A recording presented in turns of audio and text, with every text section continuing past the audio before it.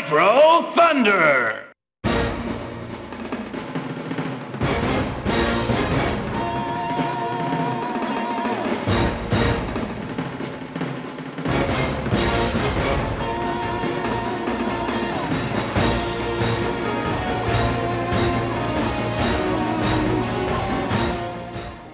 Hey guys, how's it going? So today I'm going to be reviewing Hydro Thunder for the Sega Dreamcast. Now before I continue on with this review, I would like to say one thing, and that is that Hydro Thunder is one of the Dreamcast games that has to be force booted into VGA mode. If you have absolutely no idea what I'm talking about, I actually made a full video about this subject in the past, and if you guys would like to check that video out, I put a link to it in the description, and I highly would recommend skipping to the 8-minute 30-second mark of that video in order to get basically a tutorial of how to force boot this game into VGA mode. But with that out of the way, let's begin this review of Hydro Thunder for the Sega Dreamcast. So the first category that I'm going to be going over with this game is its story. And Hydro Thunder does actually have a very interesting premise. For you see, when you actually look in the instruction manual, there is a page that basically explains that you are essentially the boat racing champion of the world. And then you're contacted by this secret organization called HTRA, which stands for Hydro Thunder Racing Association, which contacts you in secrecy. And now in order to maintain your championship, you now gotta participate in the races being held by HTRA, which I think that's a very cool premise. The problem is that this story is entirely explained in the instruction manual. Inside of the actual game, there is no cutscenes or dialogue that explains that this is actually the story of the game. In fact, when I first picked up this game and played it for the first time, I actually thought it had no story at all. It wasn't until I basically pulled out the instruction manual for this review that I actually saw that it has actually a story in there. So yes, even though Hydro Thunder has actually a very cool premise to its story, because of how it was presented inside of the actual game, I think the fair score that I would give for Hydro Thunder in the story section is a 12 out of 20. So the next category that I'm going to be going over is the gameplay. And oh boy, Hydro Thunder is certainly a very interesting game. Because you can see, it is actually not a typical racing game. It's actually a racing game that occurs on the water with racing boats, which is really cool. So obviously you're going to have very different controls when you're controlling these boats in the game.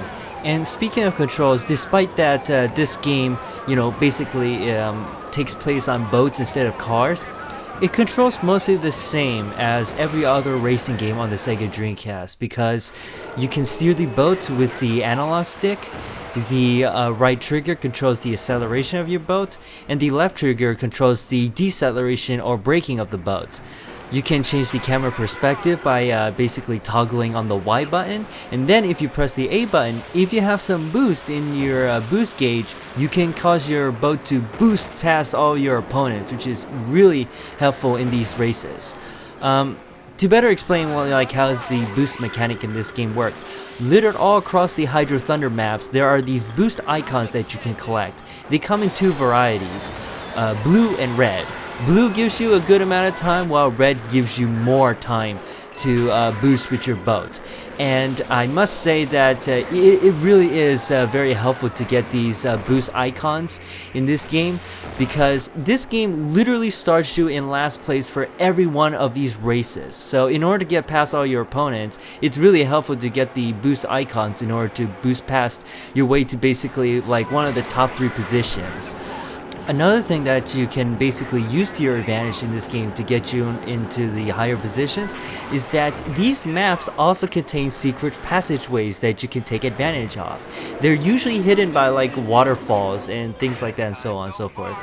And whenever you take one of these, they do award you by providing basically a shortcut, or perhaps more boost icons to further help you in racing against your opponents in this game. And yes, so you really do need to master these two things in order to succeed in Hydro Thunder.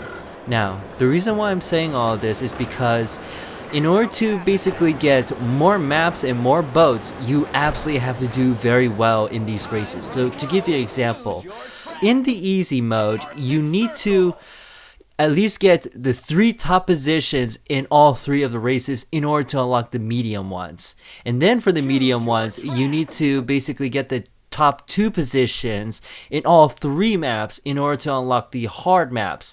And then in the hard maps, you need to get first place in order to in all 3 of those maps in order to unlock the extra maps. And I must say, this makes this game absolutely freaking hard. It is unrelentlessly difficult. Now, I do like, having difficulties in my arcade games because I played a lot of, arcade ports before, and I think sometimes those games are usually too easy. I usually just beat them down in one sitting. This game has the opposite problem, where basically you're gonna have to go through multiple sittings in order to beat this game. In fact, I actually, I've owned this game for a while, and I still haven't beaten it yet. Especially when you get to the medium and hard difficulty maps in this game. And actually, for the longest time, I couldn't get past the medium maps in this game. And I was actually very worried that I wouldn't be able to show you guys, how cool that the hard maps look in this game, just because I couldn't pass the medium maps. But luckily, I managed to, for this review, to get past the medium maps, and oh boy, I can't tell you guys how the feeling that you get whenever you do manage to accomplish in advancing from the medium stages to the hard stages. I guess that's definitely one of the benefits though of making this game really hard, because you get a huge sense of a huge sense of rewardment every time you manage to beat one of the harder maps in this game, which that's pretty cool. But I still think that this game is a little bit unbalanced in its difficulty setting, because guess what? The versus mode of this game is ridiculously easy. Over the Christmas break, me and a relative, we both sat down and played this game in the versus mode, and we literally beat it in just one sitting. We unlocked all the maps, and we unlocked all the boats. So yeah, so if you want a very easy way of getting access to the extra boats and the extra maps in this game, yeah, look no further than the versus mode. Yeah, but yeah, it's really messed up that Midway made the versus mode of this game too easy, and then making the arcade mode of this game too hard. So yeah, it's a little bit unfortunate in that. But still, I'm not gonna take off too many points, because yes, even though yes, this game is hard, you do get a great sense of rewardment every time you do beat one of the harder stages. And also, this game has an immensely diverse amount of maps and boats. All the maps in this game are distinct from each other. They're very fun to race in. I never had a map in this game where I just go that map kind of sucked. No, I never had that in this game. All the maps felt very fun to travel through, and all the boats in this game control very uniquely from each other. In fact, in the instruction manual, there is actually description for each one of the boats, and to give you tips on how to control them better, and so on and so forth like that. But again, there is actually a little bit of unbalance in terms of Midway's part, because I think the hard boats in this game are pretty bad, because yes, they go pretty fast, but they control absolute garbage. They literally drift all over the place, and it's just really not worth it. So in fact, most people, actually including me actually, would actually recommend that for the harder stages in this game that you actually use the medium difficulty boats instead. So yeah, it's pretty messed up that Midway did that, but nonetheless though, this game is still has a lot of positives that does counteract its cons, but we still have to acknowledge that. So for that, I'm thinking about giving this game an 18 out of 20 in the gameplay section. So now that we're done talking about the gameplay, I think it's now that we talked about Hydro Thunder's graphics. Now, I think that this game has great graphics, especially for the time when it first came out. Now, obviously, I don't think this game, held up as well as something like Hydro Thunder Hurricane. But of course, this game came out a couple years before Hydro Thunder Hurricane. But anyways, I must say that this game really does look very impressive though, because especially the water effects in this game. You can see that there are moments where the waters are absolutely still, but there are moments where the water is absolutely turbulent and rippling, and there are moments where you can like literally see through the water and see like what's at the bottom of it. It is so cool, you know, how diverse the effects of the water is in this game. I also think that the boat models look pretty good in this game as well, and I really do like the graphics of the maps in this game as well. They look pretty nice. Yeah, so especially for a launch Sega Dreamcast game.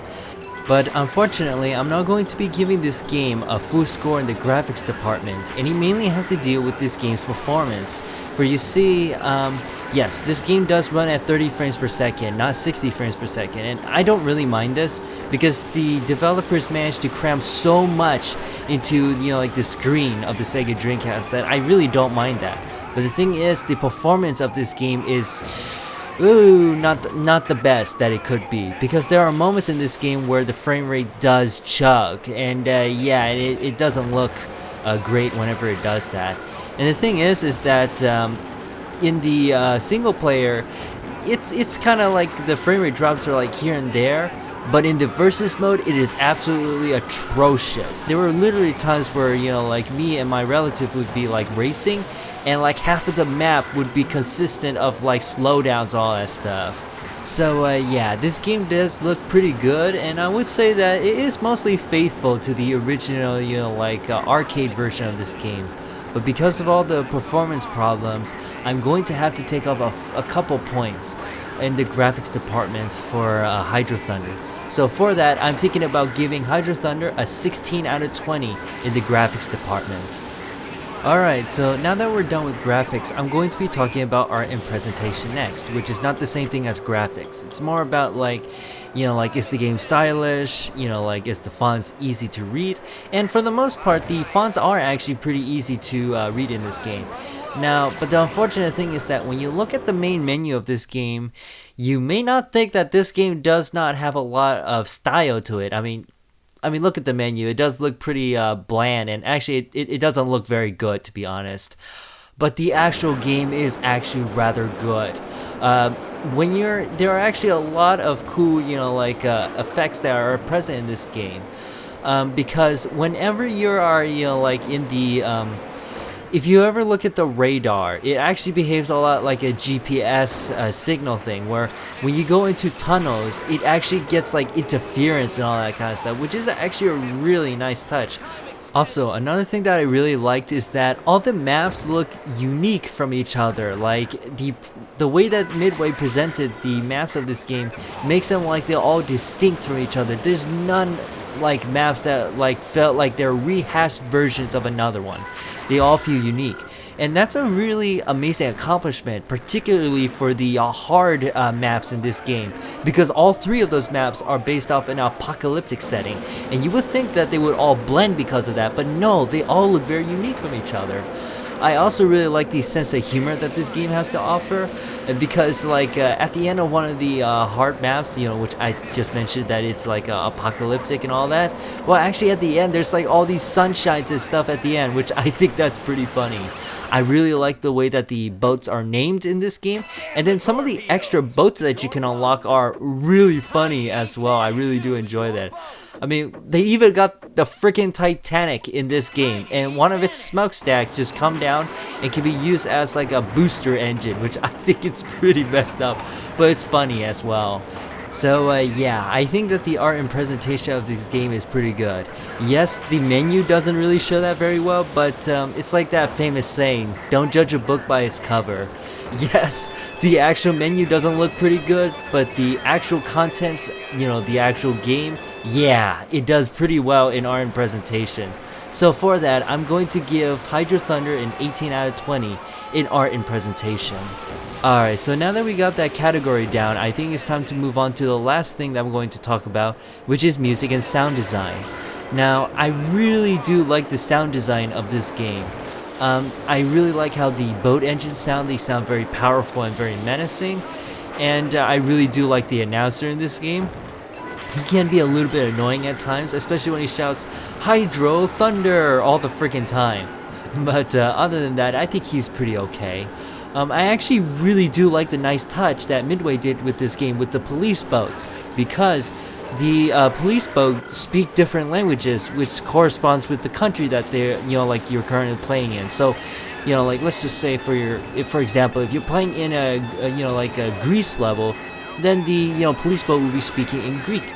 If you're playing in a China level, then the people will be speaking in Chinese. And then if you're playing in New York City, then of course the police boat will be speaking in English, which I really do like that touch. I think it's pretty nice.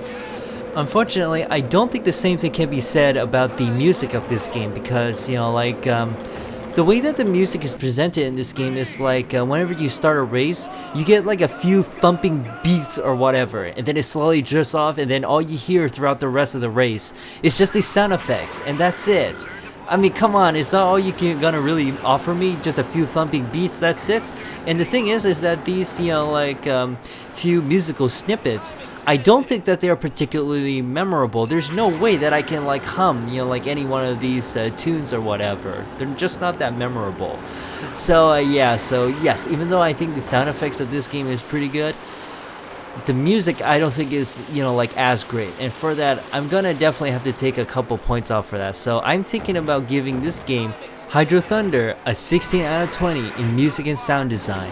So now that we've finished that category, I think it's time that we add up all the points and see what score is that I'm going to be giving Hydro Thunder. So just to give a brief recap, for the story section I gave this game a 12 out of 20, for gameplay I gave it an 18, for graphics I gave it a 16, for art and presentation I gave it an 18, and for music and sound design I gave it a 16 out of 20. When you add all of this up, it's going to be equal to an 80%, which means that Hydro Thunder is going to be getting a Sega Dreamcast Silver Seal of Approval. Now I know some people are going to be disappointed with the percent that I awarded with this game, because this is a really popular game and like a very good arcade game and all that kind of stuff, but the thing is, as I've already mentioned before on this channel, that I'm going to be absolutely objective and critical whenever I do these reviews. So yes, and I do try my best to like award a game fairly, when like the best score that I think I should give it.